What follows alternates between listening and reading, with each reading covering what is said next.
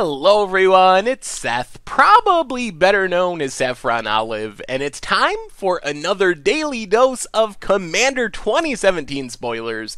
So yesterday was Cat Day, we got to talk about a ton of sweet new cats, and it looks like today is Dragon Day, and we have a bunch of sweet new dragons to talk about, along with just some interesting Commander cards in general, some interesting reprints, which means altogether we have a ton to talk about, so we better get right to it. First, a super quick reminder, like all the Commander 2017 cards, the cards we're going to talk about today are not legal in Standard, not legal in Modern, so instead of focusing on those formats, our main focus today will be on Commander, but we'll also mention if any of them work in Legacy or Vintage, which are other formats where the cards are legal. Anyway, let's jump right into it, starting off with Dragon number 1, the Dragon, the face dragon of the Dragon Commander deck, a new 5-color Dragon Commander, and this thing is huge. It costs 1,000,000 mana, which is a bit of a concern. Expensive commanders kind of have this natural downside because in Commander you want to be able to cast your commander multiple times, and when your commander's 9 mana, it's really hard to get up to 11, then 13, then 15 to keep casting it once it dies. The good news is the Dragon has a lot of power even if you don't cast it, because it just sits on the command zone and makes all of your dragons cheaper, which is a great benefit for a tribe like Dragons, which has a lot of really expensive members. Of course, if you actually ever get the Dragon on the battlefield, it is massive. A 10/10 flyer is huge, and it has a super powerful ability that impacts the board right away. You play it, you attack with your dragons, you draw a bunch of cards, get to play things for free. A really sweet card. So while I'm a little nervous about the expense of the Dragon, it is incredibly powerful. So it also has some sweet flavor implications. We had Scion of the Dragon way back in Time Spiral, but now we know what the actual Dragon looks like, and interestingly, these are the only 2 5-color Dragon commanders. Well, discounting a card we'll talk about in a minute, but if you want to play a 5-color Dragon deck, these are your 2 primary options, and I think there's a good argument that the Dragon might be the better of the 2. Scion of the Dragon is really powerful, cheaper to get down, which is nice, but the Dragon is just over the top, and the cost reduction effect is super good. So to really break down the Dragon, we got to look at 2 things. First off, the Eminence ability is basically like you start with a Dragon Lord Servant on the battlefield, except it can't be killed, you can't do anything about it, because it just sits in the command zone, and it's a really big deal, because dragons are so expensive. To get a 1 discount lets you play your dragons just a little bit faster, a little bit more competitive, and it also works well with effects like Dragon Speaker Shaman, Dragon Lord Servant. If you get them both on the battlefield with an Dragon, all of your dragons are 4 mana cheaper, which means your 8 mana dragons are like 4 mana dragons, and it just is super crazy. You start doing really powerful things really quickly. The second part of the Dragon is super helpful because so many dragons are so expensive. So if you actually get an Dragon on the battlefield, you've likely already played a bunch of dragons with the cost reduction ability, which means as soon as you play the Dragon, you just attack with Karthus, Tyrant of Jund, with Trava Hellkite, with Blade Ring the Risen.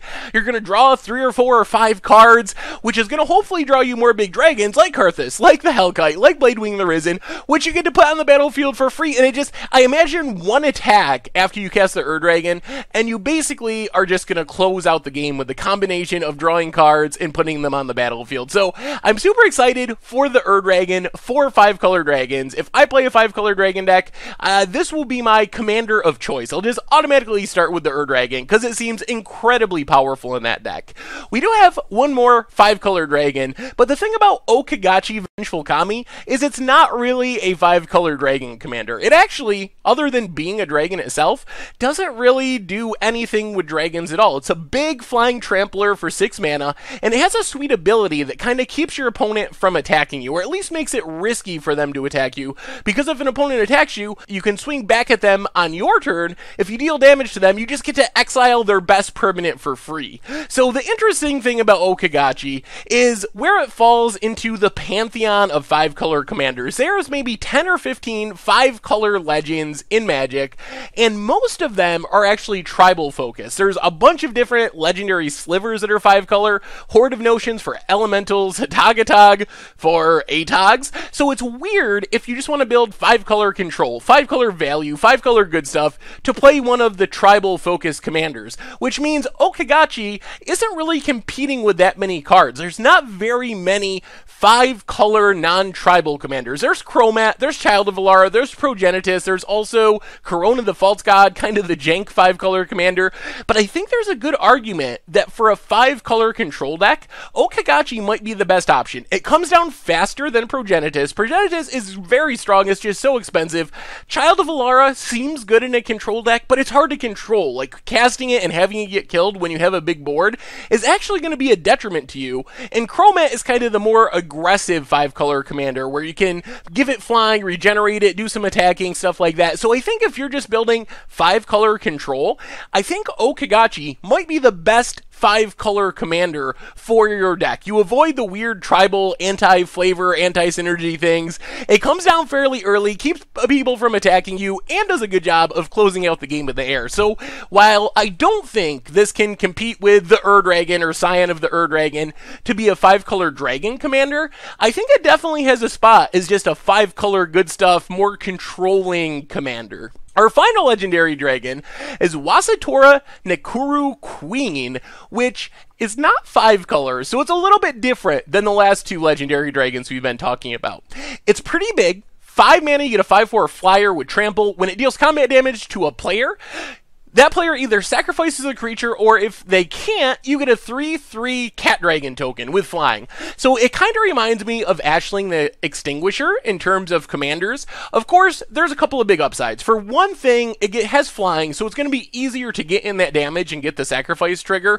It's also in 3 colors, which gives you a bit more options compared to Ashling the Extinguisher. The downside is Ashling lets you choose the creature your opponent sacrifices, so instead of getting your opponent's worst creature, you're getting their best creature.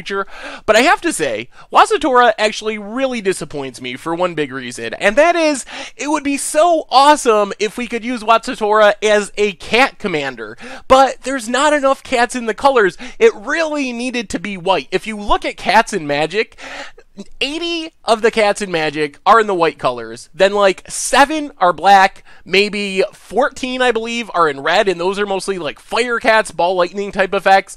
And then like 40 are in green. So we're missing out on a majority of the cats in Magic by not having white mana in it. So to me, Wasitora seems like a big flavor fail just because we can't use it as a cat commander very easily. There's just not enough cat support. It would have been much sweeter if it was either 4 colors or maybe Abzan. Somehow it needed to have white in it. So it's not just a Jund value commander, but it could also be a cat tribal commander as well. But in its current form, as a Jund commander, I'm not sure where Wasitora fits, honestly. There's some very powerful Jund commanders out there, and I'm not sure that Wasitora is better than them. I mean, we have Pras, Skyrider of Kur, which is the #1 Jund commander, the most popular Jund commander. Then there's Shattergang Bros, there's Crush the Bloodbraid, and I think it's going to take a very specific deck to choose Wasitora Nekoru Queen over the other Jund options. So while I think the card's sweet, the ability is pretty good, the cat token is awesome, I really wish it was in white. I think Wasitora would be much more playable if it was in white, so you could go cat tribal with it, along with playing it as just a good stuff commander. Wrapping up the rest of our dragons, we have a couple of weird ones. Territorial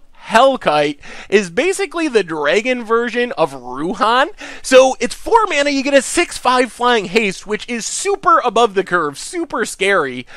But at the beginning of combat, it attacks a random opponent that it didn't attack last combat. So it's kind of spread the love dragon. And then if it can't attack a different opponent, then you gotta tap your Territorial Hellkite. So when there are 4 players in the game, it's pretty good. It's just gonna be hitting a random person every turn. But once it gets down to 2 players, it can only attack your opponent every other turn. So not very good in heads-up games. In 3-player games, it's fine. So it's kind of an interesting design as it gets less powerful control as players drop out of the game. We've seen a lot of cards that are the opposite. They get more powerful, various curses and stuff that kind of power up as players die, but Territorial Hellkite is the direct opposite. It gets worse as players drop out of the game, but still a very great rate for just 4 mana. And Scale Lord Reckoner is basically a dragon version of Karmic Justice, a little bit different, but it basically keeps your opponent from targeting your dragons with stuff, or else you get to destroy a permanent they control. So your opponent's not going to want to spend their Swords to Plowshares to kill one of your dragons, because you get to nuke their best permanent in response. So seems like a great protection spell for any dragon tribal deck to keep your opponent from picking apart your expensive threats with targeted removal. Kindred Discovery is kind of like the new tribal version of Coastal Piracy or Biden of Thassa. Lets you choose a creature type. Whenever a creature that type enters the battlefield or attacks, you get to draw a card. Great card advantage engine if you are a blue-based tribal deck. Maybe you're blue-green elves, maybe you're mono-blue merfolk, maybe you're illusions. Whatever color you are, if you have blue, this is a great option. Definitely play it over Coastal Piracy or Biden of Thassa if you are a tribal deck. We also have Herald's Horn, which is kind of a new updated version of Urza's Incubator. It's sweet that it wasn't just a reprint, because now you can play both of these cards together. So when it enters the battlefield, you choose a creature type. Creatures of that type cost 1 less to cast, and at the beginning of your upkeep, you get to reveal the top card of your library. If it's a creature, you get to put it in your hand. If it's a creature of the chosen type, you get to put it in your hand. So the great thing about this card is it's colorless, which means you can play it in any tribal deck of any colors you want to. So I think it's going to see a lot of play in tribal focused decks. We also have Gather the Kindred, which is kind of a Genesis wave-ish effect. It's a little bit weird. It is an instant, which is pretty sweet. It's a ton of mana, but you choose a creature type, you reveal cards from the top of your library until you reveal X creatures of the chosen type, where X is the number of creatures you control of the chosen type. Then you get all those creatures on the battlefield. So what this basically means is, let's say you choose elves, and you have 5 elves on the battlefield. You cast this at instant speed, you get the top 5 elves of your deck. Very, very powerful. So I think the first card that comes to mind is Genesis Wave. There's definitely some big differences. Genesis Waves is an X spell. It hits all permanents rather than just a certain creature type. But the ability to cast Gather the Kindred at instant speed is potentially really powerful. So the first 2 decks that come to mind for Gather the Kindred are probably Druids and Elves. Those are the most common mono-green tribal decks. And they also have the ability to make a ton of mana. So it's very easy to flood the board with either tribe, Druids or Elves. Use the Druid or Elves to make a bunch of mana, cast Gather the Kindred. Maybe you got 5 or 6 or 7 or 10 of the creatures of the chosen type on the battlefield, and then you're getting an insane amount of value for your 7 mana cost at instant speed. It's like the ultimate collected company if you can be in a tribal focused deck that can make a lot of mana. We also have a couple of lower rarity cards. Bloodline Necromancer, a sweet reanimation spell, but you gotta be in Vampires or Wizards. Not really sure where this fits. The biggest upside of this is it's also a creature, so you can reanimate something, and then you can use other reanimation effects to get back Bloodline Necromancer once it dies to reanimate something else. So like Genesis, for example, can do some grindy loops with Bloodline Necromancer, but it is very restricted in creature types. We also have a new land in Path of Ancestry, which is Commander 2017's version of Command Tower. Not as good as Command Tower, which is like the #1 card in Commander period, just so heavily played. Entering the battlefield tapped is a drawback, although I still expect that budget-conscious Commander players will play this in basically every 3 or more color deck, and even most 2-color decks. It's just a very efficient mana fixer, and then you get a free scry if you cast a creature with the same type as your commander. So it has an upside in tribal decks, or decks with a somewhat tribal theme based on your commander, but it's perfectly fine as just a budget 3-color fixing option for any deck in the format. We also have a couple of reprints. The aforementioned Command Tower coming back. Good to have it back. Super cheap. We want as many of them in print as possible. And then Leonin Arbiter, more of a modern staple than a Commander staple as far as I'm concerned, but it's fine in Commander as well, and a worthy reprint. Anyway, that brings us to the end of our daily Commander 17 spoilers for today. So what do you think? Which of the Dragon Commanders is your favorite? Which one are you most excited to play around? What do you think about O-Kagachi? Where does that fit in the ranking of 5-color commanders? What about Wasitora?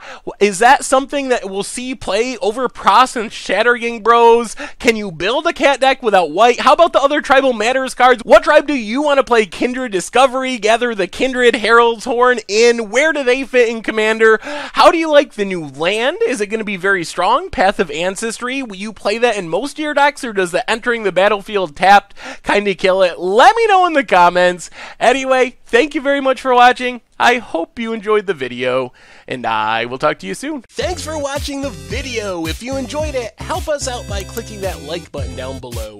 And to keep up on all the latest and greatest, click that subscribe button. And don't forget to hit that bell icon to get alerts whenever we have new videos. And if you want to, check out some of our other sweet videos here and here.